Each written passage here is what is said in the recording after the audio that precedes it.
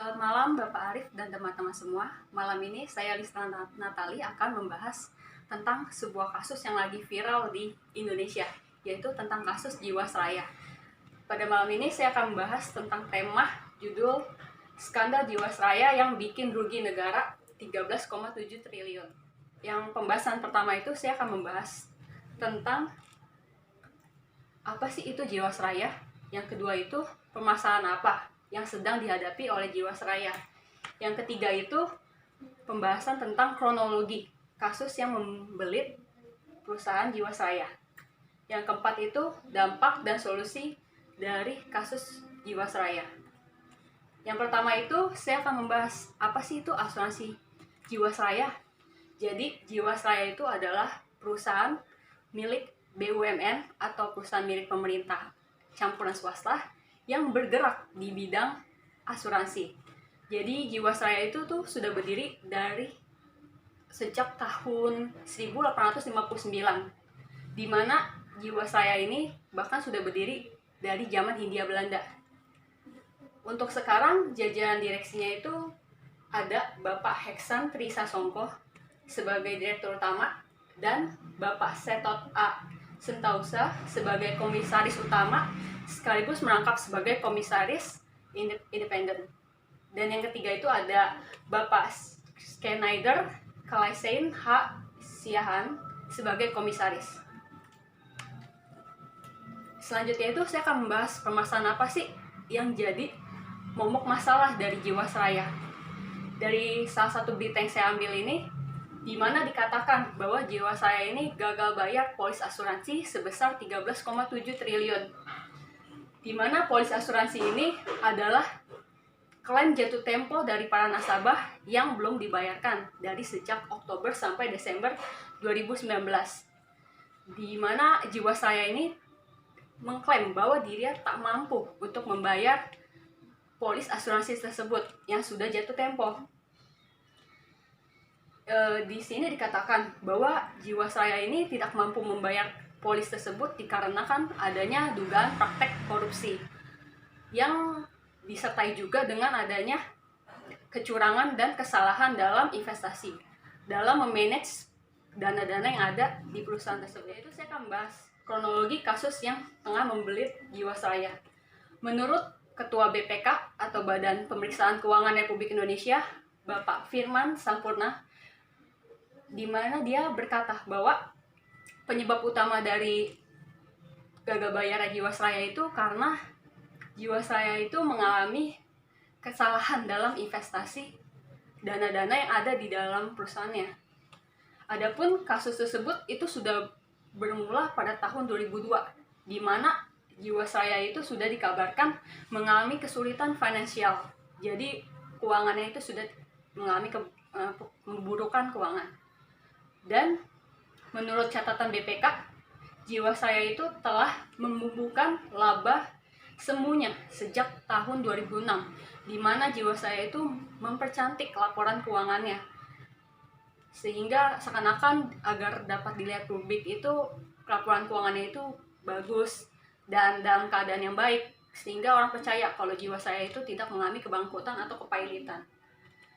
Dan pada tahun 2014, alih-alih bukan untuk berinvestasi yang benar atau melakukan mempertimbangkan investasi yang menguntungkan buat Jiwasraya, malahan Jiwasraya itu menjadi salah satu official sponsor untuk klub sepak bola kelas dunia, yaitu Manchester City,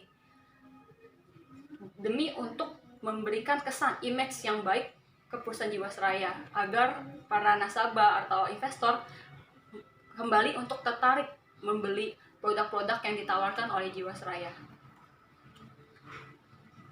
Dan pada tahun 2013, Jiwasraya itu mengeluarkan salah satu produknya yang menjadi permasalahan utama juga dalam kasus kebangkrutan Jiwasraya ini, yaitu produk JS Saving Plan atau Jiwasraya Saving Plan.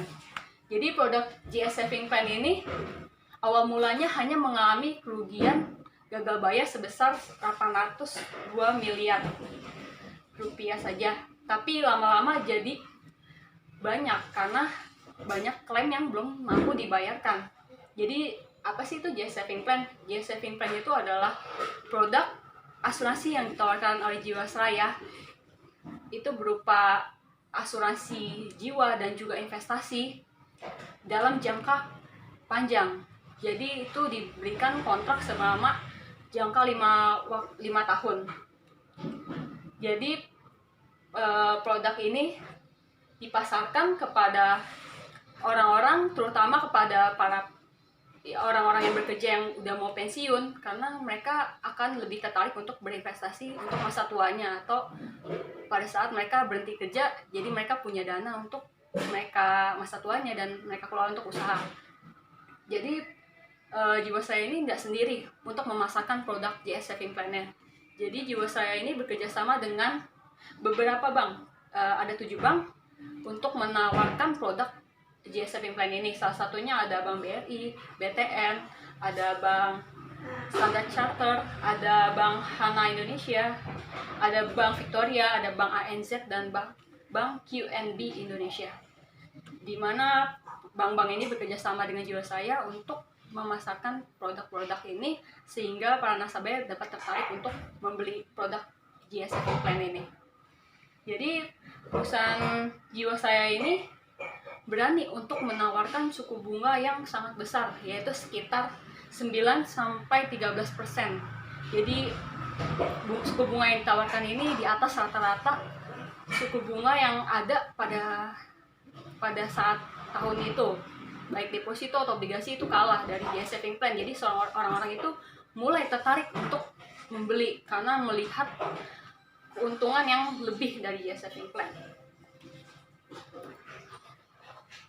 Oke, berdasarkan data nasabah yang ditinggal pencairan polisnya atau nasabah-nasabah yang polisnya belum dibayarkan, itu terdapat 17.000 pemegang polis yang belum mendapatkan uangnya kembali. Dan para pembelinya ini bukan cuma dari warga negara Indonesia, melainkan juga ada warga negara asing dari orang-orang luar, seperti contohnya orang Korea yang juga membeli produk ini.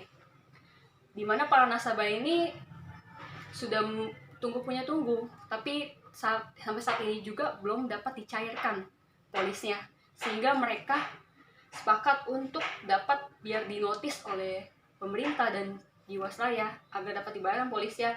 Mereka juga menyambangi kantor-kantor Kementerian BUMN hingga ke Komisi 6 DPR RI. Oke, jadi GS Saving Plan ini juga termasuk masalah besar. Selain itu juga dikarenakan ada kesalahan investasi atau memanage resiko investasinya, Jiwasraya ini menaruh investasinya ke dalam bentuk saham-saham gorengan. Jadi saham gorengan itu adalah saham seperti PT Trio, Sugi, dan RCGP. Di mana saham-saham ini diinvestasikan oleh Jiwasraya yang sebenarnya itu tidak memiliki usulan penempatan saham yang memadai untuk investasi. Jadi kurangnya prinsip kehati-hatian dalam investasi dalam bentuk jumlah yang besar, dana yang besar. Dan dalam kasus ini sudah ada 5 tersangka yang ditetapkan sebagai tersangka utama untuk kasus Jiwasraya ini. Jadi Kejaksaan Agung telah melakukan penetapan terhadap 5 tersangka pada Selasa 14 Januari 2020.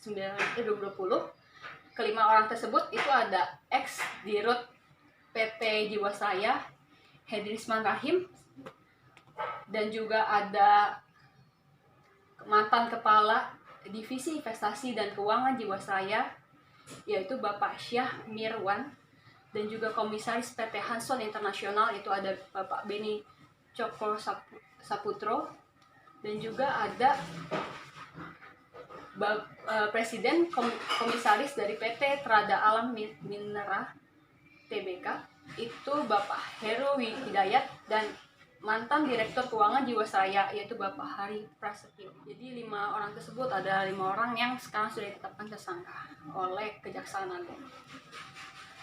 Dimana dari kasus Jiwasraya ini memberikan dampak yang lumayan cukup besar bagi Indonesia dan tentunya bagi perusahaan asuransi yang ada di Indonesia.